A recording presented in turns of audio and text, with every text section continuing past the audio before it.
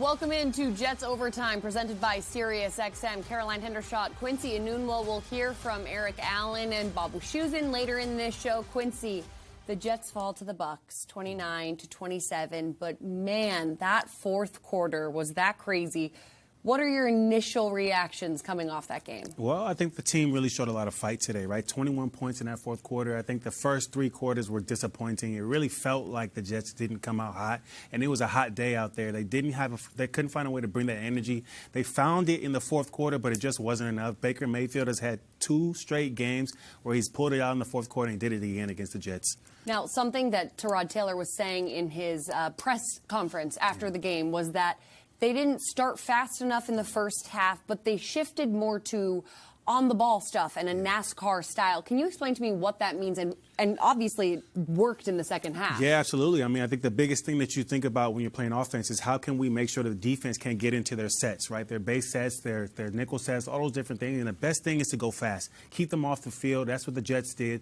They made sure that they were calling all their plays at the line, didn't go into a huddle, really slows down the defense, makes them have to go into their vanilla defense. And that's where it's easy to read. And you saw that. Tyrod Taylor was continuously picking them off, finding the outside lanes, finding all those different spots. Now, the run game obviously suffers when you do stuff like that, but it allowed them to score those 2 touchdowns in the fourth quarter. Yeah, and we saw that rhythm come from Tyrod Taylor as that started to develop.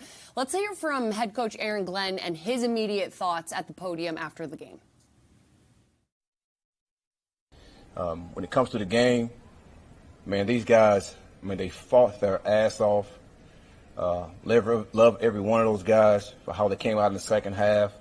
The thing is, we didn't do anything different when it comes to mentality and what we were trying to do. Obviously, the pace had to pick up a little bit when it comes to our offense. There are just small, critical things that we got to get better, and we will do that. We do. But today showed me a lot about who we were as a team and who we're going to be also. So a number of things that we got to correct. And I'm going to say this again, there's no such thing as moral victories when it comes to us. And we're not the same team. We're not the same team at all. And I'm looking forward to our next challenge, which would be against Miami. So we're going to go to work next week, continue to look at those things that we need to fix, and we're going to hone in on that. But I give a lot of credit to the way these guys came out and fought. No quitting any of these guys. But we just have to correct those real small things when it comes to the turnovers, when it comes to listen, this game wasn't won and lost on penalties at all. So I know that's going to be a huge thing. But when you look at the facts, you let me know where we were in penalties before this game. So I'm not even going to use that as an excuse. So we got to get better. I know that. And we will get better. But I like exactly the way our guys fought. AG mentioned that this game was not won or lost based on penalties. There were 15 penalties in the first half with both teams combined. It was very sloppy in the first quarter on both sides of the ball. Absolutely. What did you think of what AG had to say specifically about, I really liked the line of, this showed me a lot of who we are and who we're going to be. Yeah, we talked a little bit in the first show about grit, right? Baker Mayfield has grit. He goes out there and he does these tough things. I think the Jets showed a lot of grit today, right? I think ultimately they could have scored more. They could have done so much more offensively, defensively. Special teams did a great job. They scored points not only on a touchdown but also with field goals. But I think they showed a good job in the second half of, okay, listen, we didn't have a good first showing, but we have something within us to pull out a win, and they almost did it. You know, they have to try to carry that over to Monday night now. Yeah, let's take a look at our game scoring summary, because this first quarter was very low scoring. It was 3-3 by the end of the first quarter, and you can just tell even in the first half here, if you're looking at this, it was 6-13 going into the second half. And honestly, it was all good things. They did have 2 turnovers, the Jets, and it was a little bit of a slow start, but then you see as the game goes on, you start picking up the pace, and this is where that interception that was returned for a touchdown started to widen that score for the Jets at 20-6. And then the fourth quarter starts, and that's when the Jets really started to get rolling. They had the Garrett Wilson touchdown.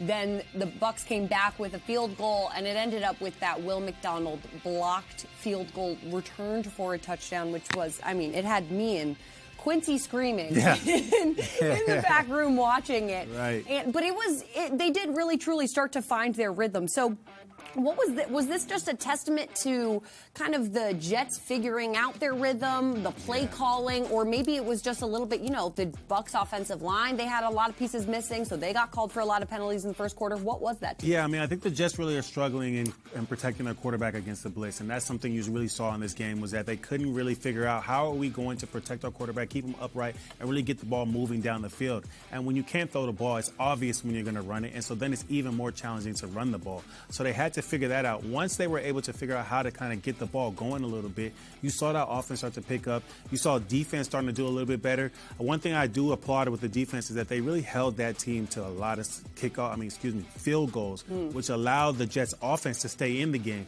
Right? As much as we would have loved to see them make more tackles, not let Baker Mayfield rush for 33 yards on one rush, right? There were so many different small things that they could have done better. I think overall they kept them from getting in the end zone. Yeah, and that blocked field goal was just absolutely insane from Will McDonald. We saw him come from the outside on a field goal earlier in this game, and he actually made contact with the Bucs kicker, and then we saw him come over the middle, or maybe I should say over the top, because he just hopped the entire offensive front from them and then proceeded to pick up the ball and score. Yeah, that was a big play. Yeah, it was an athletic play, but it was also just good timing from Will McDonald, and I think that is the overall thing. Now, with the defense, you mentioned it quickly. Yeah. I know you liked, obviously people would have liked a little bit more, a little tighter, a little better on the details, but Quincy Williams, he ended up leaving the second half with a shoulder injury, but also Quinnen Williams making a big game for himself as well. What'd you like from the combination of those two and everyone else? Yeah, they took advantage of the Bucs O-line not being complete, right? There was a lot of injuries on that O-line. We knew that the Jets defensive line had to dominate, and they did a good job of getting back there. They just could not sack Baker Mayfield. On that big run, it was man across the board, and one thing that they've been really, really challenged on the last couple of weeks is keeping contained, right? The quarterback gets out of the pocket. How are you going to stop him? Because these guys are all playing man, trying to make sure that they're doing their job. We have to make sure we're doing our job on the defensive line as well. And so that was a challenge today. They couldn't get back there. They couldn't slow him down. And so even though they stopped them from scoring touchdowns, they still had at least a 9-minute drive in that third quarter that allowed them to kick a field goal and stretch the gap more. I know everybody wanted to see the Jets get back to that week one run game, especially from Breece Hall when he had over 100 yards. But with a second-ranked run defense in the Bucs, is that why they trying to shift it into that offense that we saw in the second half where it was faster paced? Yeah, I think that's a big part of it. They have some big guys up front for the Bucs, right? Vita Vea, we talked about him. Levante David is a guy that's been 100 tackles every year. He's a Pro Bowler, an All-Pro, a future Hall of Famer possibly, right? So they've got a lot of talent in that front seven that stops people from running the ball on them. And so you have to find a way to pass the ball. But the thing about Todd Bowles is he knows that, and so that's why he makes it difficult. He tries to confuse you with a lot of different looks and also different blitzes, and so that's why it was a little bit challenging that first half. Yeah, well, okay, everybody who is tuning in for next week, they're obviously going back to Florida, Monday Night Football against the Dolphins, so that will be another competitive game. But then week 5 is when the Jets return to MetLife Stadium and face off against the Cowboys on October 5th at 1 p.m., presented by Atlantic Health System. Get your seats now at nyjets.com/tickets. That's nyjets.com/tickets. All right, let's go into the film room and see your film breakdown, Quincy, presented by Microsoft Surface. Now, this was a play that came later in the game for the Jets, but nonetheless, it was still a positive play from them. Yeah, absolutely. It kind of got them going, right? We talk about how in the second half they were able to score 21 points. The offense scored 2 touchdowns, and this was that first touchdown here. This is a great job by the offense because they knew that the other team was going to be in man.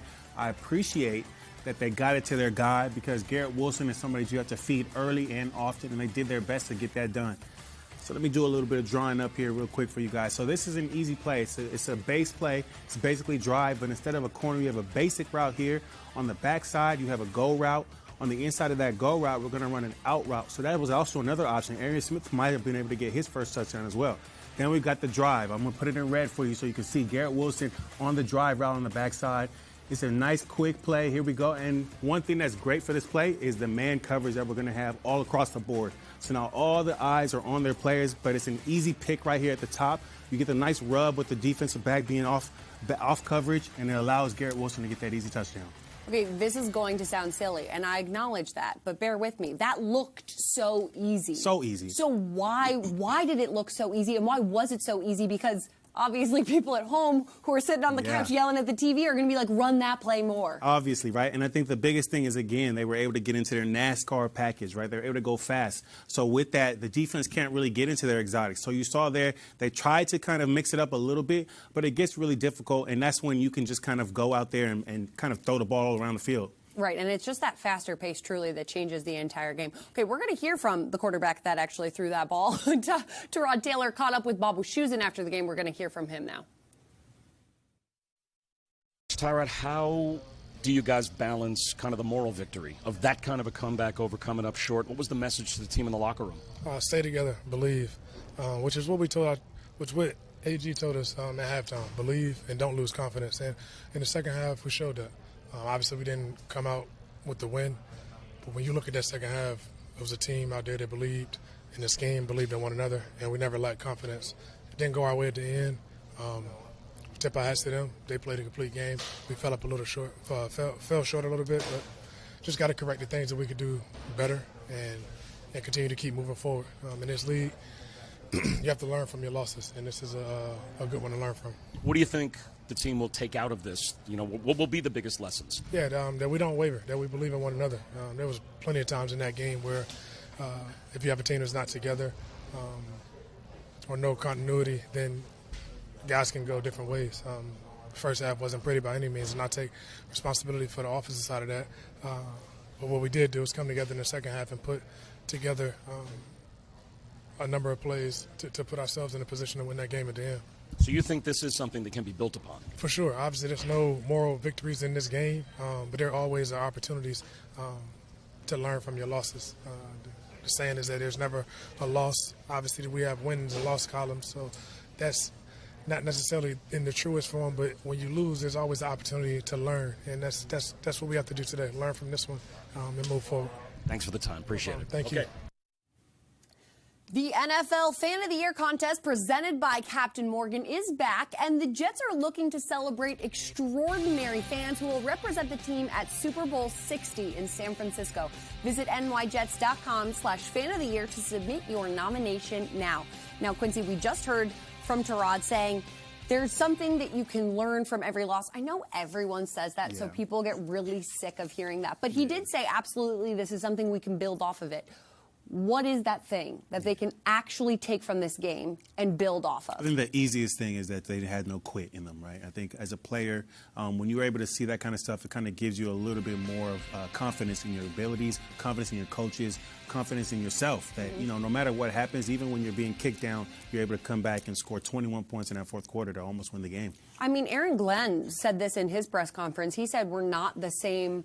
We're not that same team. We're not the same old Jets, because he hates that saying. And I honestly really believe that from this showing, because there haven't been a lot of games where the score is what it was going into the fourth quarter, and the Jets come back and play that level of football, and they have someone like Quincy Williams go out. It was still competitive, and they really put on the Jets. So while it might not have been the best first three quarters, they still were able to kind of show their brand of football by the end.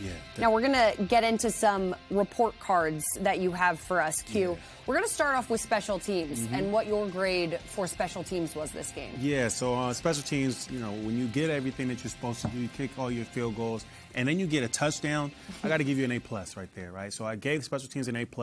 What a great showing from the special teams unit as a whole, right? They did a great job of keeping the ball safe, scoring field goals, scoring touchdowns. I love that call to bring Will McDonald over the middle. He had been going off the edge the last few games, and I was really confused. I'm like, I've never seen a defensive end trying to block a kick from the edge, but they knew what they were doing. They brought him out there. They brought him inside. He's an athletic freak. That's the type of guy that you want to put out there to do those type of things. Not everybody can do that. So a great job, great call, and it worked out for them. I will say, remember when he was hopping over all of those cars before he was drafted? Yeah. Looks like it paid off. That's all I'm going to say about that. Good for him for showing that. Because, exactly. You know, Okay, report card for the offense. Yeah, so the offense, not a great showing in the first half, but I did give them a plus for what they did in the second half. 2 scoring touchdowns, right? 2 scoring drives. That's huge. I gave them a C plus.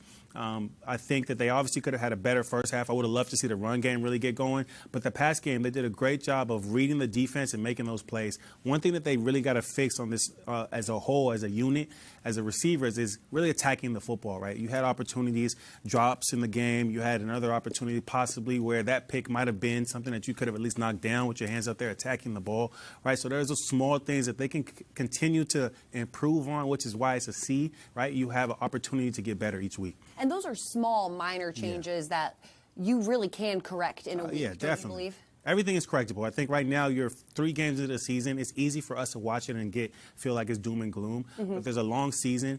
Nobody wants to hear that. But as a player, it's important for you to keep that in your head because then you can pull it out in the end. And we understand no moral victories. That's what AG has been preaching. That's what Tyrod Taylor was just saying to Bob Wischusen. Yeah. But it's steps in the right direction. Absolutely. And you have to remember that this is the first year under a head coach. Like, there is time to grow and find yourself and build. So while everyone has these very high expectations for Aaron Glenn and the team underneath him, which I think are completely valid, you have to give it time to develop and to kind of learn what that style is. Okay, what's your grade for the defense? So defense, I had to go back and forth here. I love that they kept the other team out of the end zone too many times, but there were so many different opportunities where they could have even gotten picks, turnovers, all these different things. So I gave them a C.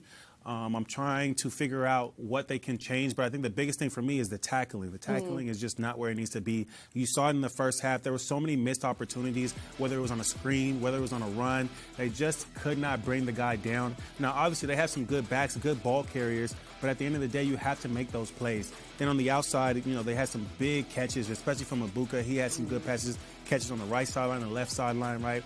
The secondary, they have to figure out how to get the ball down.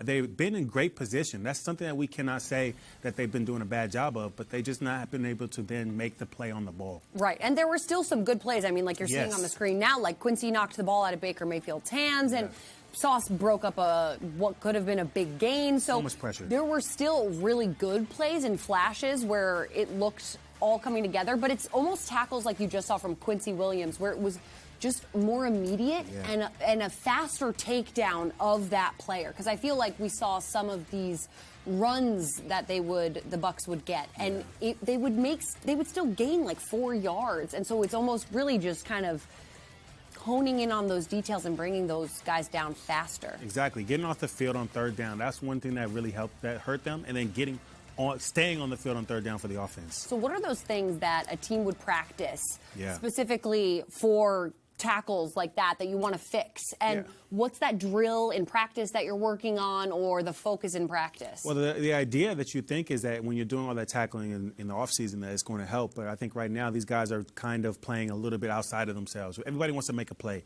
Everybody wants to go be that big hit. They want to go out there and be the guy that can go celebrate. But I think right now you've got to play as a complete unit, and that involves staying within yourself, right? A lot of times they're chasing these guys and they're over pursuing, right? So that's another thing that you can work on is the pursuit drills, right? If you stay at that back hip, right, then he can't cut back and make those big plays. Yeah, and it's tough because when someone like Quincy Williams goes out of the game at halftime, you almost feel like, okay, I do have to overcompensate and make those bigger plays, and then it comes back to kind of be a little bit of a cyclical cycle with them. Okay, so let's go back to Tampa Bay, and we're going to hear from EA, who caught up with Will McDonald.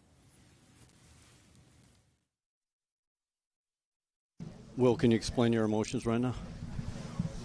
We lost the game. As anybody, would feel like losing. They know what that feel like, but, we got to fix those mistakes, and we got to have that belief, watch the film, dig that out, and, get into next week, win that game. What does it say about the character of this team, the way you guys rallied collectively in the second half? Like I said, belief, that's all we got. Believe in each other, believe, one of our other teammates gonna make the play, 1-11. We just got to keep that in our system, like Coach always preach. Believe, but at the end of the day, we lost the game. I ain't really doing enough to win us the game, so, we got to win.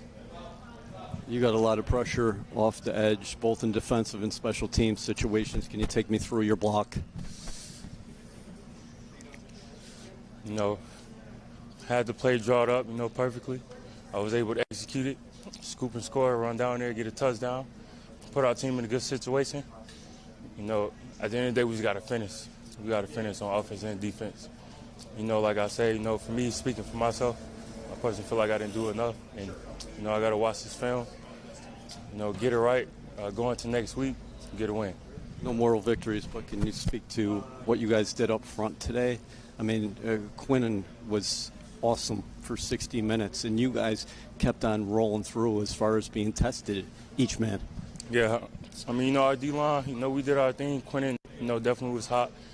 Quinnen go, we get the feeding off each other. D-line go, linebackers goes, secondary go. We just got to keep that momentum, keep it going so we all can get hot, and we just got to execute.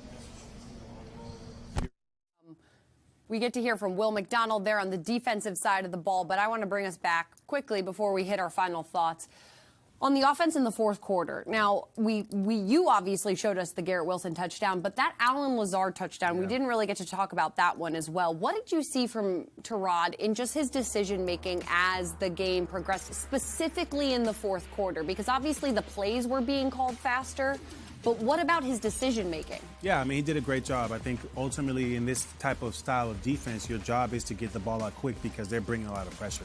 He got sacked 4 times, so he knew that he had to get rid of the ball, and he did a great job finding the flats, finding the quick and open guys. I think even on the touchdown, he did a good job of using his legs, and we saw that in the first half. He was doing a good job getting out of the pocket, picking up first downs with his legs, and that's one thing you want about your mobile quarterbacks is that, okay, if it's not open, find a way to find your man, and he did that. It's a great job with that throw to Allen Lazard. Yeah, that one touchdown to Allen Lazard, he took his time in the right way almost. It wasn't detrimental to the offense as a whole because he found a way to still stay protected while he looked for Allen in the end zone. All right, we're going to look at our upcoming schedule because the Jets are going back to Florida next week, but they have an extra day to prepare for the Miami Dolphins. It's going to be Monday Night Football. So that's going to be week 4. It's going to be their second game in Florida, back-to-back, and then they come back to MetLife Stadium for October 5th. That's week 5 against the Cowboys. What are we expecting, Q, from an AFC East showdown on Monday night in Florida?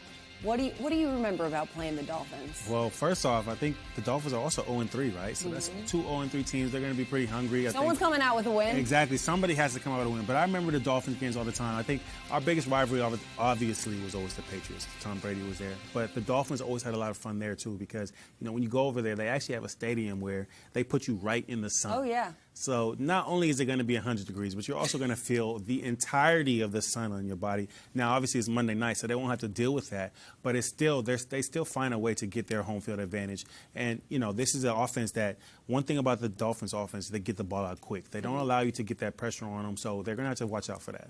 And it could look like a completely different team as well because they could be getting some names back. Yeah. So we don't know where the Justin Fields concussion protocol will be and what stage that will be. We don't know where Jermaine Johnson will be. Yeah. We don't know if Jay Tufele will be back in the mix. So there's a lot of different pieces that we might see, or it could still be this team that we saw, but they will be able to build off it, like you said. Now, let's final thoughts before we wrap up.